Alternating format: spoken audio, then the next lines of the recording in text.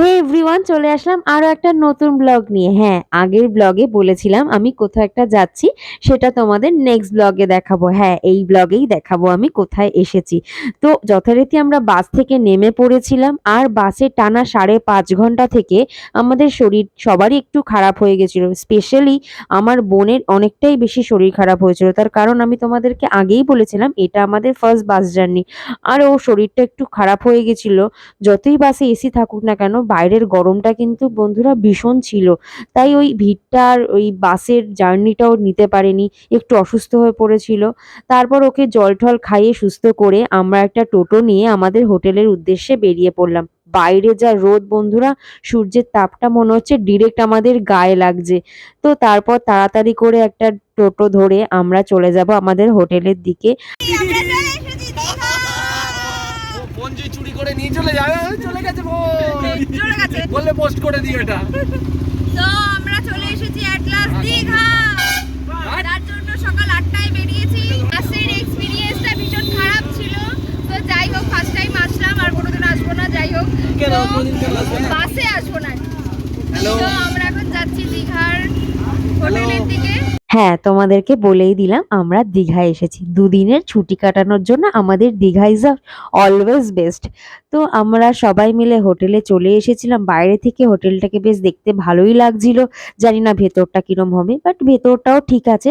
আমরা AC room নিয়েছিলাম তার কারণ ভীষণ গরম ছিল।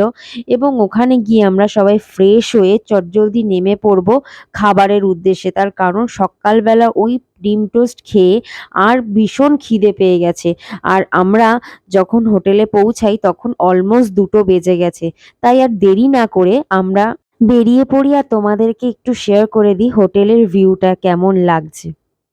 সামনে নয়, সি বিচ থেকে একটু সামান্য দূরে। ভালো একদম। আমরা 4th ফ্লোরে আছি।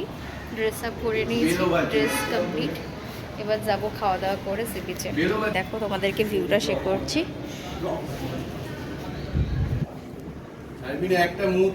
তো তারপর আমরা বেরিয়ে পড়লাম বাইরে খাওয়ার উদ্দেশ্যে। এবং বাইরে এতটাই গরম বন্ধুরা, আমায় দেখে বুঝতে পারছো কি পরিমাণের ঘাম হচ্ছে আমাদের। তো তারপরে আমরা একটা ছোট হোটেল খুঁজে পেয়েছি, যে আর তখন অলমোস্ট 2:30 বেজে গেছে। আমাদের পেটে তখন ইঁদুর দৌড়াচ্ছে, কতক্ষণে খাবো। আর ওখানে সেরকম কিছু ফার্স্ট দিন না খেয়েই আমাদের বিরিয়ানির দিকে চোখটা চলে যায়।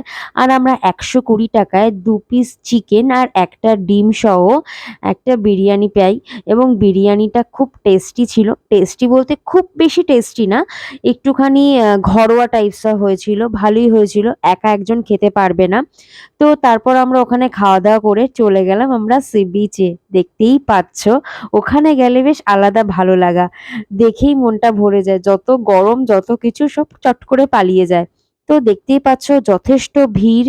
শুক্রবার আমরা গেছিলাম, আর খাওয়া দাওয়া কমপ্লিট করে আমরা যখন গেছি তখন প্রায় 3:30-এর কাছাকাছি। তখনও জানো না, রোদ কিন্তু কম একটুও ছিল না, যথেষ্ট রোদ ছিল, গরম হাওয়া, তার সাথে সমুদ্রের জল, সব মিলিয়ে ভালোই লাগছিল। অনেক দিন বাদে এসেছি আবার।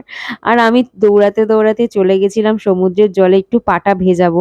আমি খুব একটা সচরাচর স্নান করি না, আমার একটু জলে ভয় আছে, ভয় লাগে। তো এরা এখানে স্নান করছিল, মজা করছিল, বালি ছোড়াছুড়ি করছিল। কয়েক সেকেন্ডের মধ্যে মনে হচ্ছিল সেই যেন ছোটবেলায় ফিরে গেছি আমরা সবাই। বিকেল 4টে বাজতে যায়, তখনও কিন্তু লোক সংখ্যা কম না বন্ধুরা, বেশ ভালোই লোক। এবং আমরা সবাই মিলে খুবই মজা করছিলাম।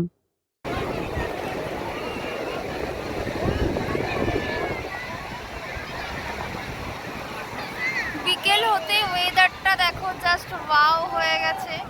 এখন 4:30 বাজে, কেউ বলবেই না এখন 4:30 বাজে। ওয়েদার খুব খারাপ, একটা বড় সড়ো বৃষ্টি আসবে যা দেখে মনে হচ্ছে। তো দেরি না করেই তাড়াতাড়ি করে আমরা উঠে পড়বো এবং ওপরে যত তাড়াতাড়ি হোটেলে যাওয়া যায়, বৃষ্টি এড়ানো যায়। তো বন্ধুরা, বিকালের ওয়েদারটা দেখে যেটা ভাবছিলাম যে বৃষ্টি হবে, বৃষ্টি আলটিমেটলি হয়নি। বেকার আমরা তাড়াতাড়ি চলে এসেছিলাম। তো তাড়াতাড়ি বিকালবেলা রেডি হয়ে আমরা বেরিয়ে পড়েছিলাম সবাই মিলে সি বিচের দিকে। সি বিচের দিকে যাওয়ার আগেই পথে ফুচকা আর পাপড়ি চাট খেয়ে নিলাম। হ্যাঁ, ফুচকাটা মোটামুটি ভালো করলেও পাপড়ি চাটটা দেখতে যতটা ভালো লাগছে খেতে অতটা ভালো ছিল না। তারপর আমরা সবাই মিলে চলে গেছিলাম সি বিচে। ওখানে বাদাম ভাজা খেতে খেতে ভালোই হাওয়াটা নিচ্ছিলাম। তারপর রাত হয়ে যায়, আমরা চলে আসি ডিনার করতে। আর ডিনারে খেয়েছিলাম হচ্ছে রুমালি রুটি আর বাটার চিকেন।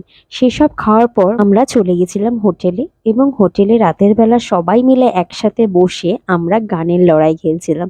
তার মধ্যে দিয়ে আমার এই বন্ধুটা যা অসাধারণ গান গায়, তোমরাও একটু শুনে নাও। বলে আয় রে ছুটে আয় রে তোরা বেথাই কুমড়ি নাই কো যারা বলে আয় রে ছুটে আয় রে তোরা বেথাই কুমড়ি নাই কো যারা। এভাবেই আড্ডা মারতে মারতে কখন যে রাত 2টো বেজে গেছে আমরা কেউই বুঝতে পারিনি। কি ভাষা বিষাদের জমি দাঁড়িয়েছে দাঁড়িয়েছে দাঁড়িয়েছে ধরা মুঠা কব পানাবলি উত্তর ডোঙ্গর লাটা লাটা লাটা লাটা আয় যাব না ফিরে আর করে ওরা মন মানে